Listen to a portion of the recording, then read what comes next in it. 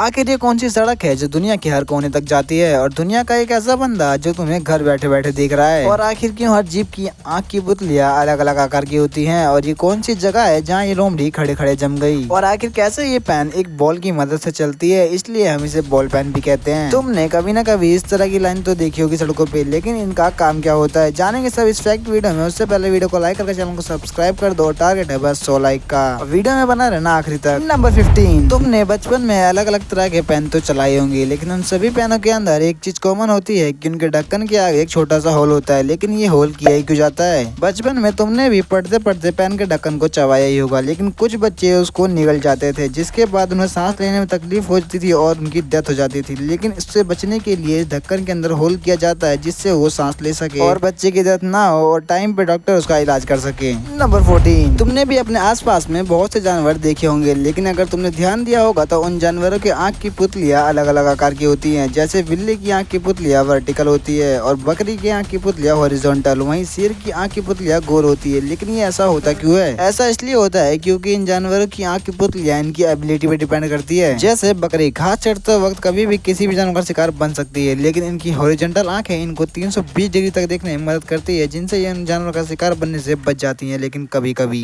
बिल्ली की आँखें हॉरिजॉन्टल ना होकर वर्टिकल होती है, ताकि उनकी आंखों में कम से कम रोशनी आए और वो रात के अंधेरे में एकदम अच्छे से देख सके और वो अपना शिकार कर सके। लेकिन शेर के साथ ऐसा बिल्कुल भी नहीं होता, क्योंकि उनकी आंखें गोल होती है। और ये आंखें इसलिए गोल होती हैं ताकि वो अपना शिकार एकदम परफेक्टली कर पाए, क्योंकि ये आंखें उसको टाइम और डिस्टेंस का भी पता करने में मदद करती हैं। नंबर 13, क्या तुमने सोचा अगर तुम इस दुनिया के हर एक व्यक्ति से बात करोगे तो तुम्हें कितना टाइम लगेगा? दुनिया में लगभग 8.25 अरब लोग रहते हैं। अगर तुम हर एक व्यक्ति से 1 सेकंड के लिए बात करते हो, तुम्हें 8.25 अरब सेकंड लगेंगे, यानी कि लगभग 261.5 साल। और तुम्हें पता है कि इस दुनिया का हर व्यक्ति लगभग 80 साल जीता है, यानी कि तुम्हारी 3 पीढ़ी जाएगी दुनिया के हर एक व्यक्ति से मिलने में। नंबर 12, तुम लोगों ने मेट्रो स्टेशन पर इस तरह का मिरर लगा हुआ जरूर देखा होगा, और इसमें से बहुत सारे लोग फोटो भी खींचते हैं। लेकिन आखिरकार तुमने सोचा इस मिरर का काम क्या होता है? ये मिरर एक लार्ज कन्वेक्स मिरर होता है। मेट्रो जब स्टेशन पे आती है तो उसमें से बहुत सारे लोग उतरते हैं और चढ़ते हैं, और ड्राइवर को ये कंफर्म करना होता है कि सभी लोग चढ़ गए हैं या फिर उतर गए हैं और कोई हादसा तो नहीं हुआ। इसलिए वो उस मिरर में देखता है, जो मेट्रो के स्टार्टिंग पॉइंट से लेकर एंडिंग पॉइंट तक का व्यू एकदम क्लियर दिखाती है। और जब ड्राइवर को लगता है सब ओके है, तो फिर मेट्रो रेडी रहती है अगले स्टेशन के लिए। और हाँ, नॉर्मल सड़क पर चलने वाली गाड़ियों के अंदर भी कन्वेक्स मिरर का यूज किया जाता है, ताकि वो पीछे से आने वाली गाड़ी का व्यू एकदम क्लियर देख सके। नंबर 11, तुमने सड़कों पे बहुत सी गाड़ियाँ देखी होंगी, लेकिन अगर तुमने ध्यान दिया होगा तो उन गाड़ियों के नंबर प्लेट्स बिल्कुल अलग अलग रंग के होते हैं, जैसे ब्लू, व्हाइट, येलो और रेड। लेकिन क्या तुमने सोचा इन नंबर प्लेट्स के कलर का मतलब क्या होता है? ये नंबर प्लेट तुम्हारी गाड़ी के ऊपर डिपेंड करता है कि उसमें फ्यूल डलता है, गैस डलती है या फिर इंजन ऑयल। अगर किसी गाड़ी का नंबर प्लेट व्हाइट है तो इसका मतलब है वो पर्सनल यूज के लिए। इसका यूज हम व्यवसाय रूप से नहीं कर सकते हैं। अगर तुम्हारी गाड़ी का नंबर प्लेट येलो कलर का है तो इसका मतलब वो कमर्शियल यूज के लिए है, ना कि पर्सनल यूज के लिए। मगर तुम्हारी गाड़ी का नंबर प्लेट अगर ग्रीन है तो इसका मतलब वो डीजल से नहीं बल्कि बैटरी से चलने वाली गाड़ी है। लेकिन किसी गाड़ी का नंबर प्लेट अगर रेड है, इसका मतलब वो टेम्परेरी नंबर प्लेट है, 30 दिन में वो बदल दी जाएगी। नंबर 10, तुमने भी ध्यान दिया होगा जब तुम सिम का रिचार्ज करते हो तो उस पर वैलिडिटी 28 दिन की दिखाती है, जबकि महीना तो पूरे 30 दिन का होता है। तो ये 2 दिन काटते क्यों है? जब तुम रिचार्ज करते हो 28 दिन का, तो हर महीने में 2 से 3 दिन बचते हैं। 2 से 3 दिन साल के आखिरी में 1 महीना और बन जाता है, जिसमें तुम्हें 12 की जगह 13 बार रिचार्ज करवाना पड़ता है पूरे 1 साल में। नंबर 9, क्या तुम्हें पता है घर बैठे बैठे तुम्हें पूरी दुनिया देख रही है? और मजाक से हटके तुम भी घर बैठे बैठे पूरी दुनिया देख सकते हो। बस तुम्हें गूगल अर्थ पे जाना है, उसके बाद तुम किसी की भी गली, रोड, सड़क और नाले को आराम से देख सकते हो, बस घर के अंदर छोड़ के। क्योंकि जो सैटेलाइट होती है वो घर के अंदर का व्यू छोड़ के बाहर का हर जगह का व्यू ले सकती है, वो भी आराम से।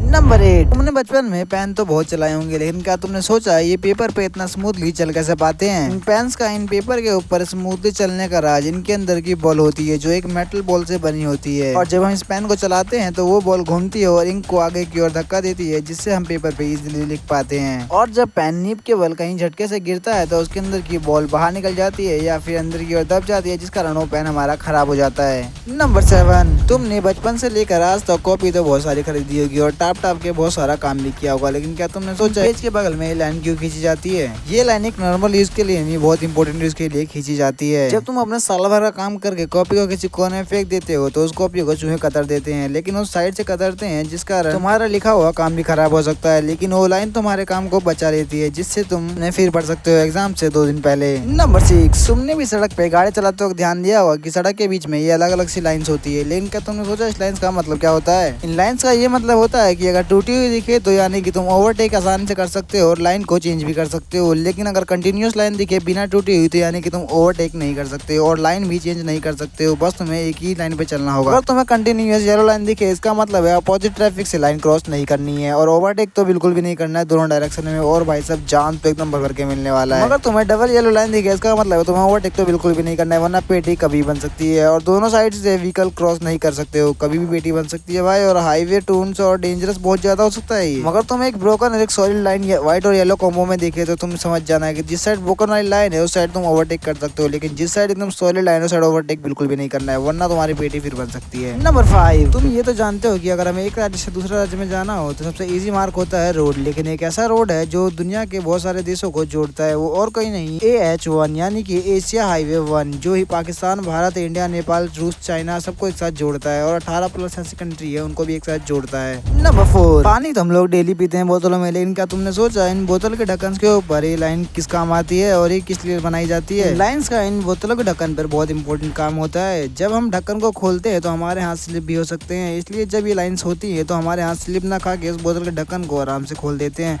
जिससे हमारे उंगलियों में चोट नहीं लगती और बोतल का ढक्कन इजीली खुल जाता है। नंबर 3, और क्या तुम्हें पता दुनिया की एक ऐसी जगह भी है जहाँ का टेम्परेचर -90 से लेकर 94 डिग्री सेल्सियस तक होता है। ये और कोई नहीं अपना वही अंटार्कटिका, बस इस डायरेक्शन में चले जाना भाई सब मजे आ जाएगा 90 डिग्री सेल्सियस में तो। और इसका जस्ट अपोजिट एक ऐसी जगह है जहाँ 17 डिग्री सेल्सियस तक गर्मी होती है, वो है ईरान का लूट डेजर्ट, यानी कि वहाँ पे इतनी ज्यादा गर्मी होती है कि तुम खड़े खड़े एकदम पिघल जाओगे। नंबर 2, तुमने पौधे तो बहुत सारे देखे होंगे, लेकिन कुछ ऐसे पौधे होते हैं जो कीड़े मकोड़ों को मार के खा जाते हैं, यानी कि भाई सब मांसाहारी पौधे। नंबर 1, तुमने पॉपकॉर्न तो बहुत खाया होगा, लेकिन क्या तुमने सोचा ये पॉपकॉर्न फूटते कैसे हैं? सारे पॉपकॉर्न मक्के से बनते हैं और तुम्हें पता है कि जो मक्के सूख जाते हैं तो उससे पॉपकॉर्न बनते हैं। उन सभी मक्के के अंदर बहुत कम मात्रा के अंदर पानी होता है और जब उसे हम तेल में डालते हैं तो उसके पानी भाप बनने लगते हैं और वो पानी की वजह से फट जाते हैं।